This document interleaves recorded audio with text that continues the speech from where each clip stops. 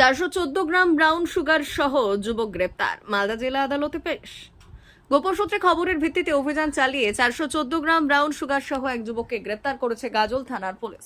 উদ্ধার হওয়া মাদকের বাজার মূল্য কয়েক লক্ষাধিক টাকা। পুলিশ সূত্রে জানা যায়, রবিবার রাতে গাজলের রাঙাভিটা ফ্লাইওভার এলাকায় এক যুবককে সন্দেহজনকভাবে ঘোরাঘুরি করতে দেখা যায়।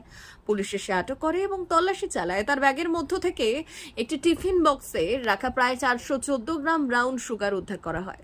ধৃত যুবকের নাম মোশাররফ শেখ, বয়স 25 বছর, বাড়ি কালিয়াচকের কিসমতপুর এলাকায়। পুলিশ জানিয়েছে, মোশাররফ কালিয়াচক থেকে ব্রাউন সুগার নিয়ে উত্তর দিনাজপুরের ডালখোলার দিকে যাচ্ছিল।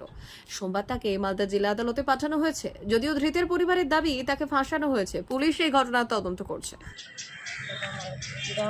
দেওর কোথায় বাড়ি? ও, কি নাম? মোশাররফ শেখ। কেন আটক করেছে? আর মাল যে ধরা পড়ছে নিচে কি মাল? এটা নাম কি ব্রাউন শেখ। Brown sugar. ও, কোন থানাতে আটক করেছে? এখানে ধরা পড়েছে গাজলে। আজকে কোথায় নিয়ে গেল? আজকে মালদা কোর্টে গেল। আপনি কে হন? আমি বড় ভাবি। অন্যজন আছে বাজার করতে পেয়েছে আমার দেওকে।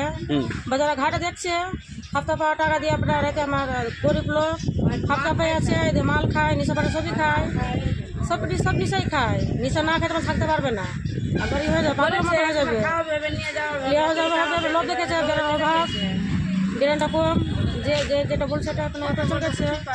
কোথা থেকে কোথায় নিয়ে যাচ্ছিল? এটা বলতে পারছি না দাদা, আমরা ছেলেটা। মালদা থেকে বলাই ফোদ্দারের রিপোর্ট, পুরুলিয়া টুডে।